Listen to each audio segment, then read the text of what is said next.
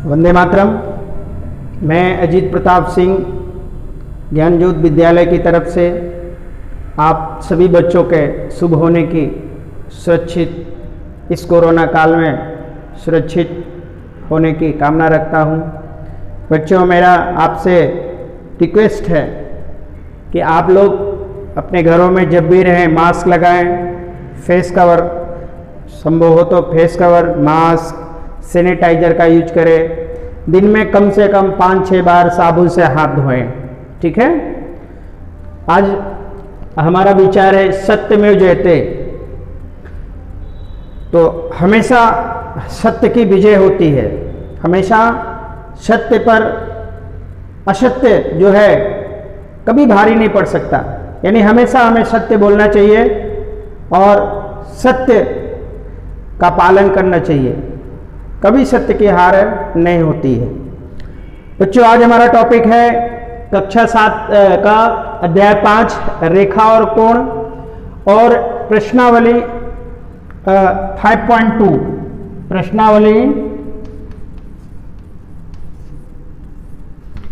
5.2 इसका हम 4 तक अध्ययन कर चुके हैं। आज हम क्वेश्चन नंबर 5 देखेंगे। दी गई आकृति में दो कोणों की भुजाएं समांतर हैं। यदि कोण ABC बराबर 70 है तो DGC बराबर कितना होगा तथा DEF कितना होगा। ठीक है। तो यहां पर हमारा चित्र दिया है।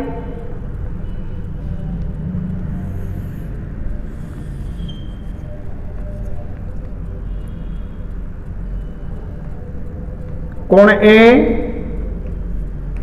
B और AC, इसकी वैल्यू 70 डिग्री दी गई है। इसी से मिलता जुलता एक और इसके बगल में, ठीक, इसके है D और E। यहां पर जो रेखा काट रही है वो है G और यहां पर है ये F। ठीक है। अब हमें बताना है इसमें कि ABC 70 डिग्री है, यानी ABC हमारी 70 डिग्री है, तो DGC का मान कितना होगा, यानी DGC का मान कितना होगा। हमें जो रिलेशन बताना है वो बताना है कि जो DGC है, ये जो DGC है इसकी वैल्यू कितनी है।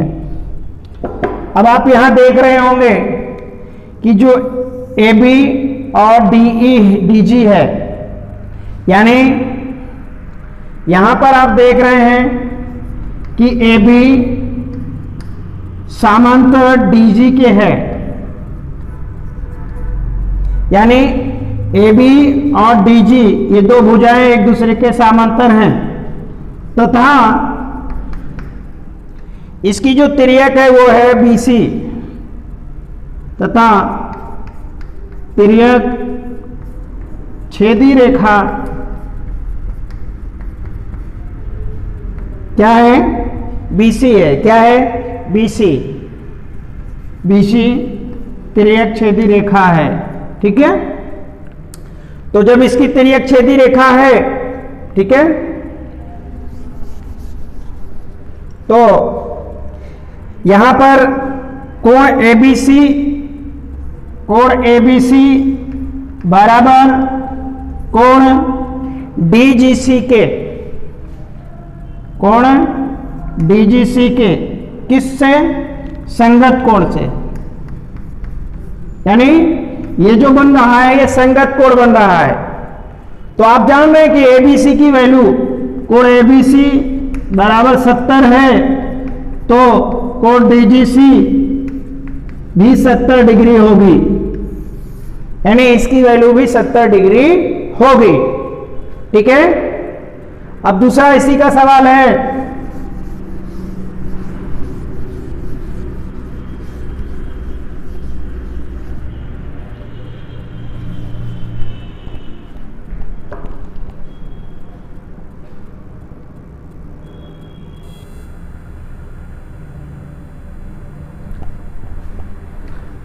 अब आप यहां देख सकते हैं कि ABC और DEF ये समांतर थी और DGC भी। अब हमको दूसरा जो हमारा सवाल बताना है कि DEF की वैल्यू कितनी है, यानी एंगल DEF कितना होगा, यानी DEF कितना होगा। तो आप यहां देख रहे हैं कि ये जो भुजा है यानी BC, आप देख रहे हैं कि BC तथा EF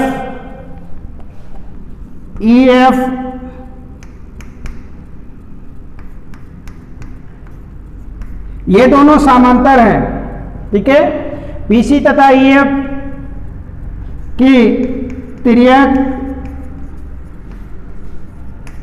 छेदी रेखा, देखिए ये दोनों समांतर हैं तो इसकी तिर्यक छेदी रेखा क्या होगी, DE होगी, DE है, ठीक है। तो जब दो समांतर रेखाओं को तिर्यक रेखा काटती है तो उसके भी, अभी देखिए इसकी वैल्यू आपने फाइंड कर ली, इसकी वैल्यू 70 डिग्री आ गई, ठीक है। तो जब दो भुजा समांतर होते हैं तो उसकी तिर्यक रेखा जो होती है उसमें बनने वाले संगत एकांतर अंतःकोण बनते हैं। अब यहां देखेंगे कि D ये जो यहां से और यहां से समांतर बन रहा है तो ये और इसके बीच में कैसा बनेगा, संगत कोण, यानी तो हम यहां बता सकते हैं कि DGC बराबर है, आप ये देख सकते हैं DEF के, ठीक है, ये DEF के, DEF, ठीक। या आप दीजिए GEF के, यहां पे आप D के जगह G भी लग सकते हैं। GEF क्या है, संगत कोण, ठीक, ये संगत कोण है। तो कोण DGC की वैल्यू कितनी है, 70 डिग्री। तो कोण GEC बराबर 70 डिग्री होगा। तो ये हमारा पांचवा सवाल है।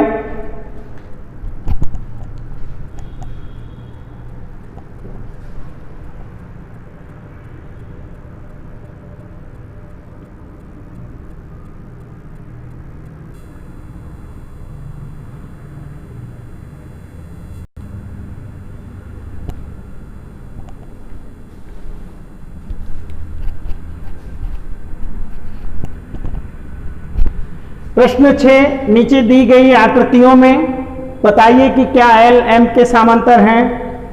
अब पहला देखिए कंडीशन, पहला सवाल, L और M यहाँ पे जो बना रहा है, अगर हम इसको जोड़ दें 126 प्लस 44 तो 6 4 10, 4 2 6 1 7 और 170 डिग्री। आप ये देख रहे हैं कि इनके दोनों के बीच में जो संबंध है वो अंतःकोण का है। किसका है, अंतःकोण। और आपको पता है कि अगर हम अंतःकोण को जोड़ते हैं तो 180 डिग्री होना चाहिए, जबकि ये हो रहा है 170, यानी कि इसके बीच में जो पहला सवाल है इसके बीच में L समांतर M नहीं है। यानी हम लिख सकते हैं यहां पर कि L M के समांतर नहीं है, ठीक है, या L समांतर नहीं है M के, ऐसा। अब दूसरा सवाल देखिए,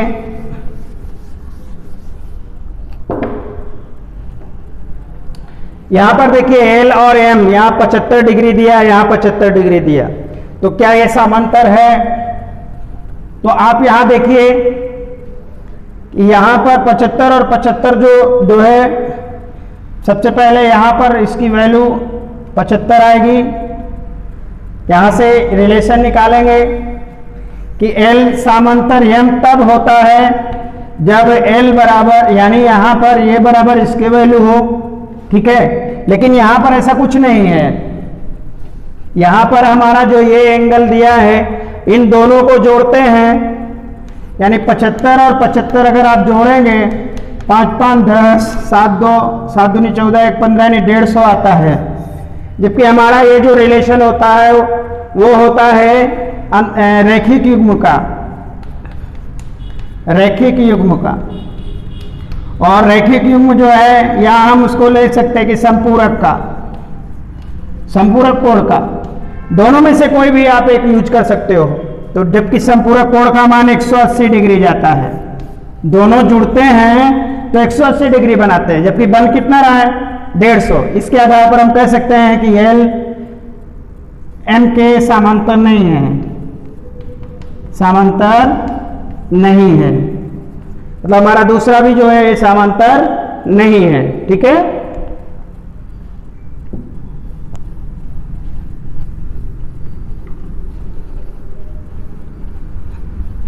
तीसरा देखिए, 57 यहां दिया है, 123 यहां पर अगर आप जोड़िए, है ना, तो दोनों का 157 में से घटाइए, ये 123 हो जाता है। और इन दोनों को जोड़ दीजिए तो 123 प्लस 57, 7 3 10, 5 2 7 1 8 और 1, ठीक है, 180 डिग्री जा रहा है। कितना? 180 डिग्री। यानी कि 7 3 10, 5 2 7 1 8 और 1। अब ये जो है, इस तरह से हम इसे कह सकते हैं कि ये समांतर है, क्योंकि ये L समांतर है M के, ठीक है। ये दोनों जुड़ते हैं तो 180 डिग्री बना रहे हैं, ठीक है। ऐसा भी दिखा सकते हो इसको, इन दोनों को जोड़ने पर 180 डिग्री बन रहा है, तो ये समांतर है। अब आप देखिए चौथा सवाल। चौथा है L और M, इसमें ये 98 डिग्री और ये 72 है, ठीक है। अब आप इसमें जोड़ दीजिए, तो अगर हम 98 यहां पे जब दिखाएंगे तो यहां पे 98 आएगा। अब इन दोनों को जोड़िए, 98 प्लस 72, 8 2 10, 9 7 16 1 17, ठीक है। 8 2 10, 9 7 16 और 1 17, यानी 180 डिग्री, जो कि ये संपूरक नहीं बना रहा है, संपूरक कोण, या आप रैखिक युग्म भी कह सकते हैं। रैखिक युग्म नहीं बनाता है ना। तो ये L M के समांतर नहीं है, यानी हम कह सकते हैं कि जो ये हमारा L है वो इसके समांतर नहीं है, ठीक है। अब हमारा पाठ खत्म होता है। जय हिंद, वंदे मातरम।